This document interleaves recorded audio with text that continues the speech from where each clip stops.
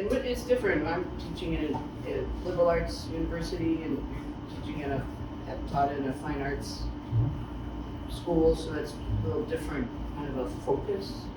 I guess, like, I didn't have an agenda for them to be a certified artist, but what I felt came out of that was a depth of engagement, what you're saying. Like the danger for me with students is sometimes is like they want to do a lot of things and they're not necessarily doing anything. Like just making it. So that's kind of where I was coming from. Relating to what I was Thanks for expanding on that. I want to give some that too. My perspective, I'm working in an art store for 24 years. Oh, tell us all about it. For people buying. I think, well, like, different perspective from Carol and Michael, that I guess my perspective is more material based, just because I see the trends. And right now, watercolor and wash is like so popular. I don't know why. It's just but so is like spray paint and paint markers, like Gel not really gel pen. Well, They're passive, they were. I mean, they're always popular, but people like spray paint. But then we have, I'm actually, like, what I would say is there's so much so many influences out there that I see, like, everything. I see younger people doing plainer and very traditional, like, Tony style painting, and want to have, like, younger, like, early 20-year-olds wanting to talk about oil painting techniques with me, and which always surprises me that this is still a very popular type of painting because it's so traditional. And like I said, like street art, it's popular, and I just see all kinds of different influences. And I don't know. I don't know if this is the reason, but there's a certain immediacy to all of those things you're talking about, right? Watercolor and wash, and even on air painting, like, right, it's right there, Exactly. It comes together very quickly. You have it, your image emerges pretty quickly. So I just think that's interesting too. I don't know why, but that is, I think, kind of a thread we give, consistency. And like for myself also, like working there, younger people come in and share their work with me, and I guess like what you're saying, the immediacy is, my advice is always to spend more time on it and finesse it.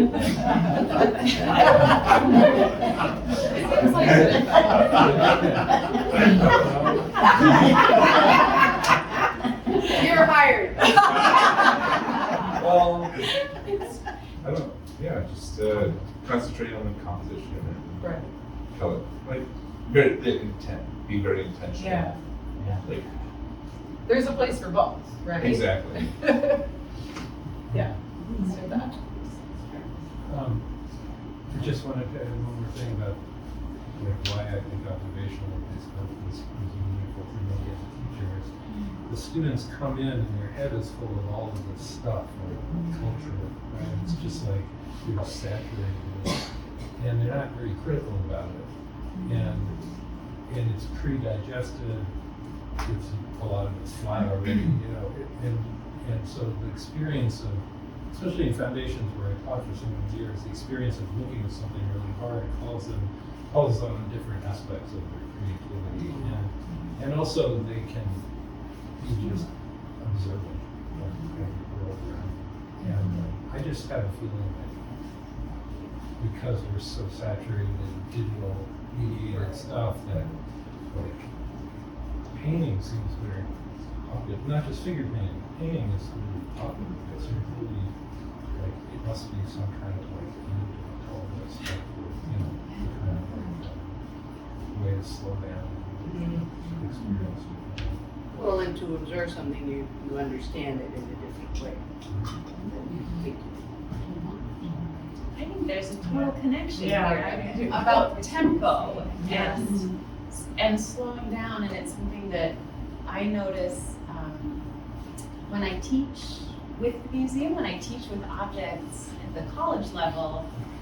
One of the activities we do is just called slow looking. It's like, yes, it's classic, but especially with students today who have shorter attention spans and are accustomed to assuming that seeing something, that vision is kind of instantaneous, that seeing something is understanding something. They see it on their phone. But slowing down is a really powerful experience, whether it's in a studio or it's slow looking. But I think it's something that visual art has to offer to this generation. And everything has, like, it's the analog nature of it in the process, and like you have to get your eraser out and paint over something. The figure drawing students that I have, a lot of them are like animation or comics or illustration, and they're like, I can't do Control Z or whatever. I can't go backwards. Yeah. Right. But they kind of like that. Many of Yeah. them, they really like that. Have their own shoulder touching.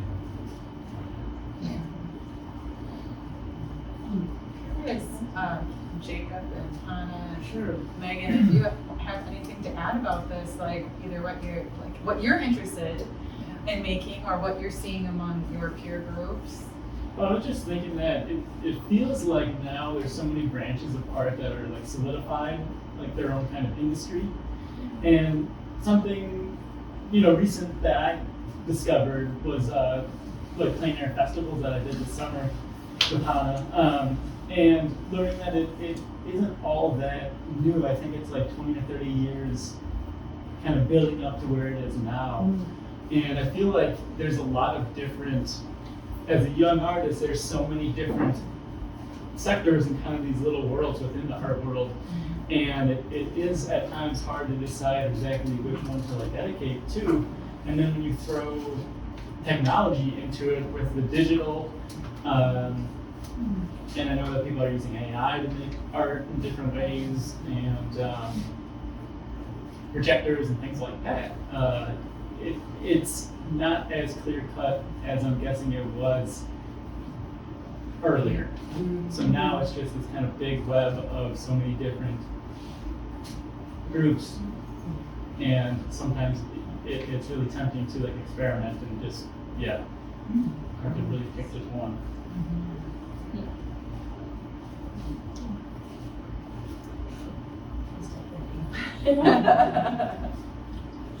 I think the experimentation, I think I've noticed just with new art, and I just look through my phone and see new artists all the time. You're exposed to all this stuff, and I've noticed there's a lot of more personal work and like subversive political work, but also like just experimenting. I think it's, at least for my own art, like constantly experimenting and pushing boundaries. I've noticed a lot more of that. They're just like juxtaposing things that are a little bit unexpected.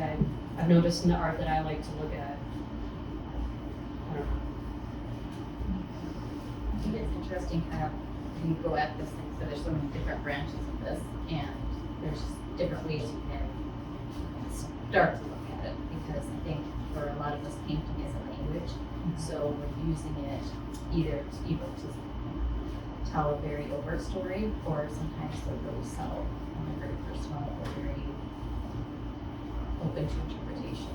But like, yeah, and I think that it's interesting to me to see kind of that there is a hunger for both the very tactile nature of creating with paint and pen and pencil, and also just the appreciating something that has roots that go back a really long time, like the more traditional medium, even depending on you might be using it in different ways, but there's a real desire, especially in that this really like fast-paced, short attention span culture. There's a real hunger for things that are seem more lasting and have that history and have been sustained for centuries. So I think that's an interesting thing. And a lot of young people as well are seeking and finding. They're so fantastic. It sounds like your program is amazing. So yes, it's really cool. I'm from, I kind of was self-taught, so I didn't have access to some of those things, but it's been really wonderful to kind of see the programs that are out there that are answering that desire, because even if what you end up making is very different, I think having the vocabulary and the skills to interpret what's going on in your mind into something that other people can appreciate and understand is really important. Yeah, I appreciate that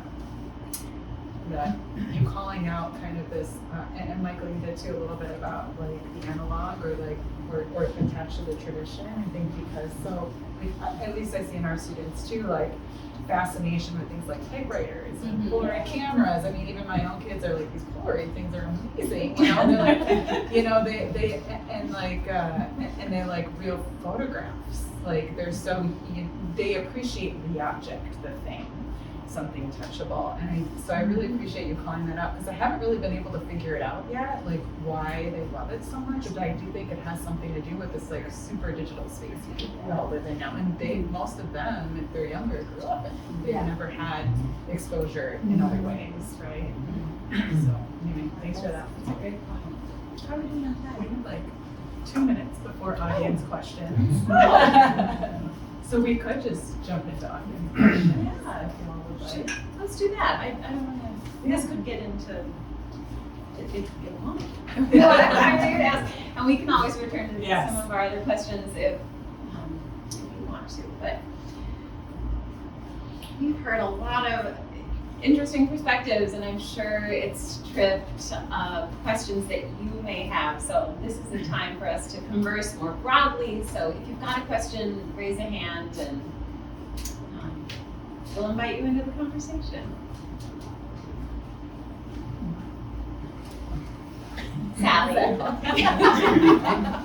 Well, just several times in the conversation tonight, a little bell went off back in my head saying, I'm pretty sure we had this conversation in 1975. And then I'm pretty sure we had this conversation in 1989. I mean, I think that we cycle, when we're talking about figurative art or observational, we cycle back and forth generationally in our interests and our passions and our things that we appreciate.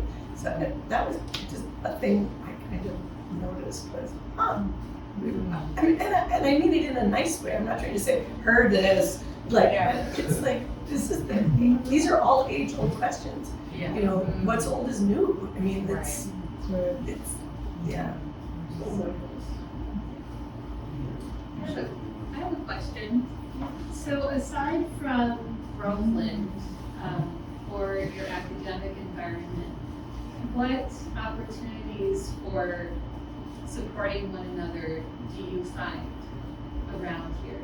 So say you're a young art student who recently graduated, and then you're on your own. So what happens to those students, now graduates? Any thoughts? Yeah, I can answer that. Well, I think it's very important to find a community of other artists. And that was one of the reasons why I moved to the Twin Cities, because I knew it was a very supportive place for artists,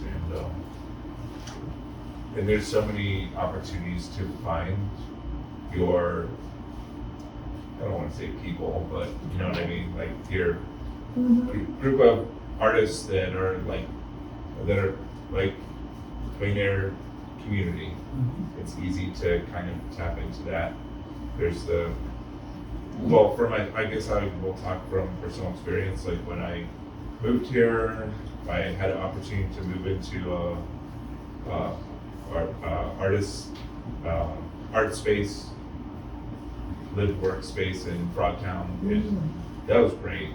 And to have a space like that, to be around other artists of all different varieties and dancers, musicians. It was just very, it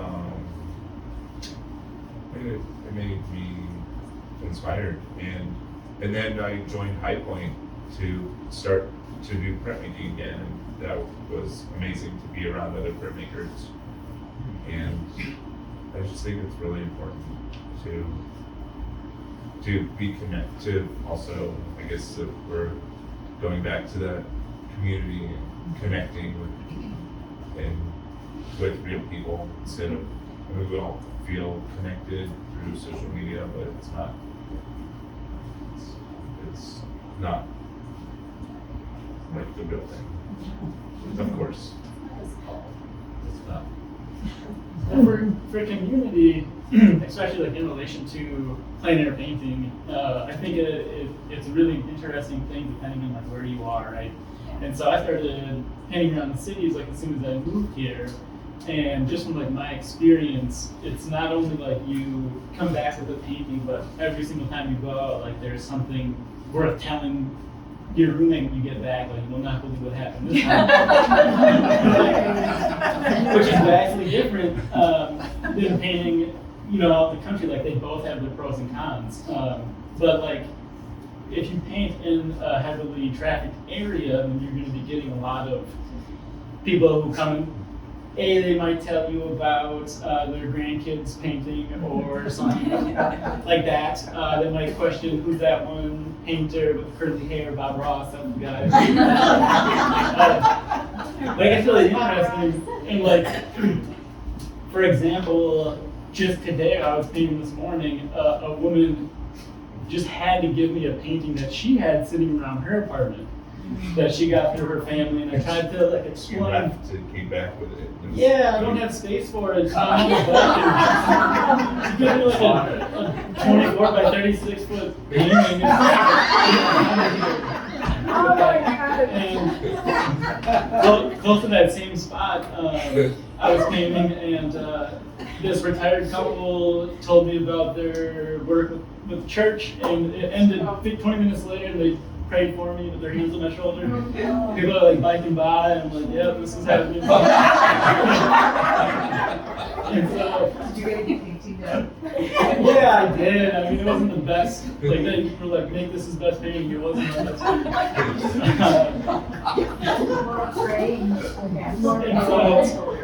Yeah, there's just like a variety of things that happen if you just make your work accessible, I guess, to like the community and like the process too. Yeah.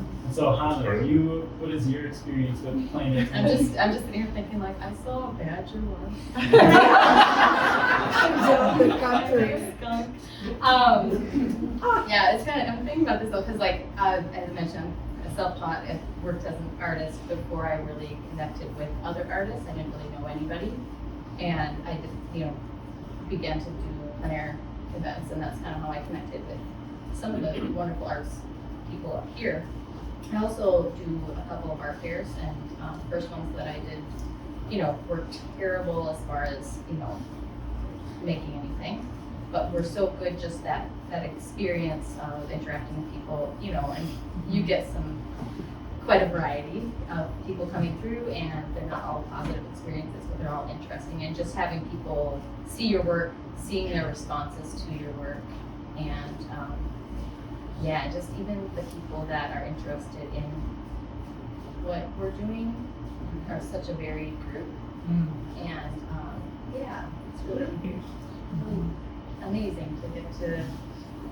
I didn't actually expect to have people that I've become friends with because of painting or collecting paintings or painting together or whatever.